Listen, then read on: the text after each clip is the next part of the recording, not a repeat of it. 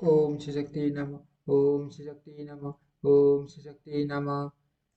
राजा सुबाहु का भाई और पुत्रों से युद्ध में आना तथा सेना का कौन से व्यू व्यू निर्माण।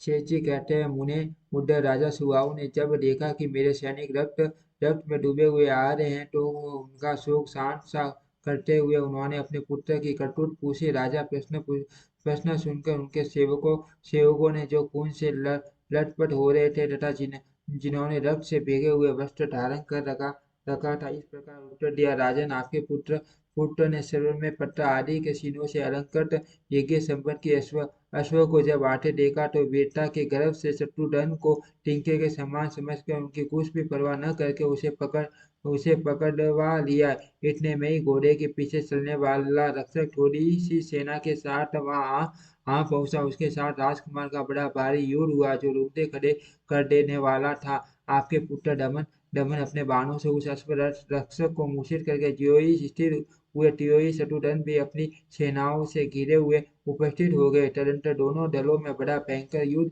छिड़ा। उसमें सब प्रकार के अस्त्र शस्त्रों का प्रयोग होने लगा। उस युद्ध में आपके महाबली पुत्र ने अनेकों बार विजय पाई है, किंतु इस समय शत्रुघ्न के भतीजे ने वज्रास्त्र छोड़कर आपके वीर पुत्र को रणभूमि में मूर्छित कर दिया है। सेवकों की यह बात सुनकर राजा सुबाहु राजधानी से से निकलकर उस स्थान को चले जहाँ उनके पुत्र को पीड़ा पहुंचाने वाले शत्रुघ्न मौजूद थे। राजा सुबाहु को शत्रुघ्न पूछित रथ पर सवार हो नगर से निकलते देख समस्त शत्रुओं पर प्रहार करने वाले शत्रुघ्न की सेना युद्ध के लिए तैयार हो गई। राजा सुबाहु के भाई का नाम सुकेतु, वे गदा युद्ध में प्रवीण थे। वे भी अपने रथ पर सवार होकर युद्ध के लिए आए। राजा का पुत्र सिंह चित्रांग सब प्रकार के युद्ध कला में निपुण था। वह भी रथारूढ़ होकर शीघ्र ही शत्रुघ्न की मठ वाली सेना पर चढ़ आया। उसके छोटे भाई का नाम था विचित्र। वह विचित्र प्रकार से संग्राम करने में कुशल था। अपने भाई का दुख सुनकर उसके मन में बड़ी व्यथा हो रही थी, इसीलिए वह भी सोने के रथ पर सवार हो युद्ध के लिए उपस्थित हुआ।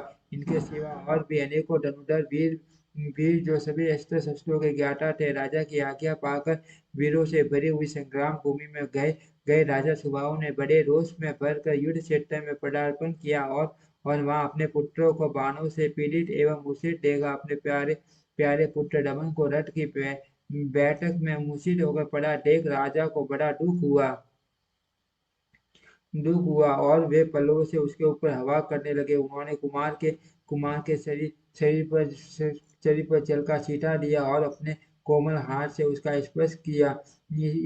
इसे मान अष्ट बेटा बीरबल दमन को धीरे धीरे सेठ हो आया। होश में आते ही दमन दमन उठ बैठा और बोला, मेरा धनुष कहाँ है और पुष्कर यहाँ से कहाँ चला गया। मुझसे मुझे से भेंट कर मेरे बाणों के आघात से पीड़ित होकर वह युद्ध छोड़कर कहाँ भाग गया। पुत्र के ये वचन सुनकर राजा सुबाहु बड़े प्रसन्न हुए और उसे छाती से लगा लिया। पिता को उपस्थित देख दमन ने लज्जा से गर्दन झुका ली। उसका सारा शरीर शरीर अश्रु से मां से घायल हो गया था, तो भी उसने बड़ी भक्ति के साथ पिता के चरणों को में मस्तक रखकर प्रणाम किया। बेटे को पुण्य रथ पर बिठाकर युद्ध क्रम में कुशल राजा सुबाहु ने सेनापति से कहा, इस युद्ध भूमि में आप अपनी सेना को कौन से वेव के रूप में खड़ी करो। उस वेव को जितना शत्रु के लिए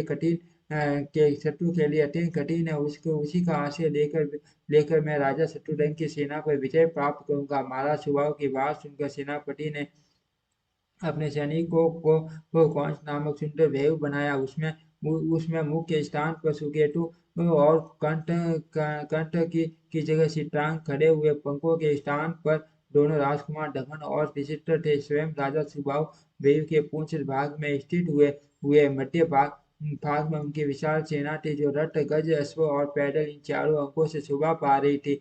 इस प्रकार विचित्र कौन से वेव की रचना करके क्षेत्राध्यक्ष ने राजा से निवेदन किया, महाराज वेव वेव वेव वेव संपन्न हो गया। ओम श्री शक्ति नमः। ओम श्री शक्ति नमः।